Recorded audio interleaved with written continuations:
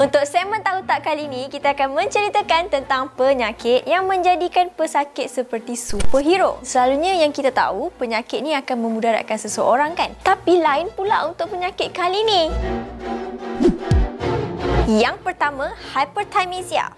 Ia merupakan satu sindrom atau penyakit yang membolehkan pesakit mengingati peristiwa atau cerita yang pernah berlaku dalam hidup mereka. Tapi yang peliknya, diorang boleh ingat secara terperinci di mana, pakai baju apa yang diorang pernah buat, pukul berapa. Hebat kan? Cuba kalau orang manusia macam kita yang normal ni, agak-agak boleh ingat ke? Yang semalam pun dah lupa kan? Tapi kalau diorang ada penyakit ni, jangan kata semalam, 5 tahun lepas pun diorang boleh ingat balik. Unik kan? Salah seorang yang mengidap penyakit ni ialah Rebecca Sharrock. Rebecca ni, kalau korang nak tahu, dia adalah pesakit daripada 60 orang di dunia yang mengidap sindrom hyperthymesia. Rebecca ni tak pernah lupa satu pun peristiwa yang berlaku dalam hidup dia. Bayangkan masa di umur 12 hari pun dia boleh ingat secara terperinci. Kita ni yang tadi pun boleh lupa, apatah lagi yang masa baby.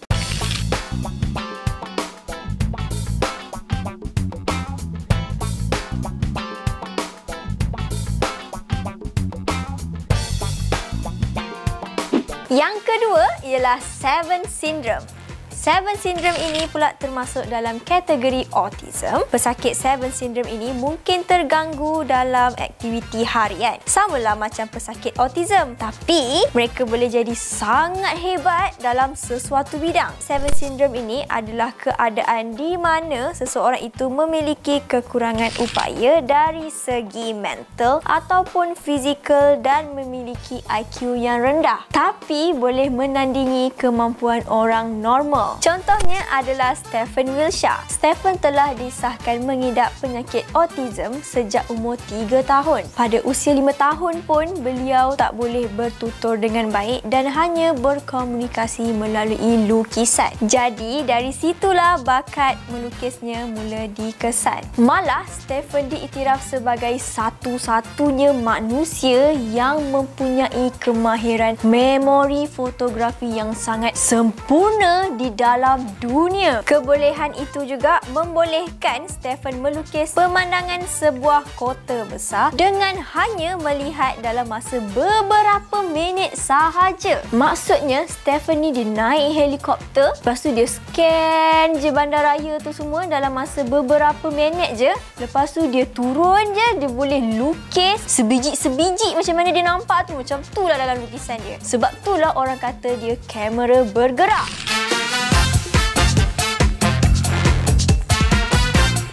Yang ketiga ialah congenital analgesia. Congenital analgesia ni pula adalah satu keadaan yang menyekat kemampuan seseorang itu untuk merasa kesakitan. Pesakit yang mengidap penyakit ini tidak akan pernah rasa sakit di bahagian tubuh mereka walaupun terluka. Tapi bukanlah bermaksud pesakit ni tak ada deria langsung. Ada. Mereka ni boleh rasa tajam tumpul, panas sejuk. Cumanya diorang tak rasa panas sampai melecur lah. Samalah keadaannya pada seorang wanita bernama Gabby Gingras ni. 4 bulan pertama lepas lahir nampak macam normal, macam bayi lain juga. Tapi lepas dia tumbuh je gigi, mak dia perasan dia boleh gigit jari, gigit lidah sampai luka, tak menangis pun. Sampai umur 2 tahun, semua gigi dia dipaksa untuk cabut sebab dia asyik melukakan dirinya sendiri. Ada banyak lagi lah benda yang dia buat yang boleh mencederakan diri dia. Tapi ada rasa tak perlu ceritalah kot, ngeri rasanya.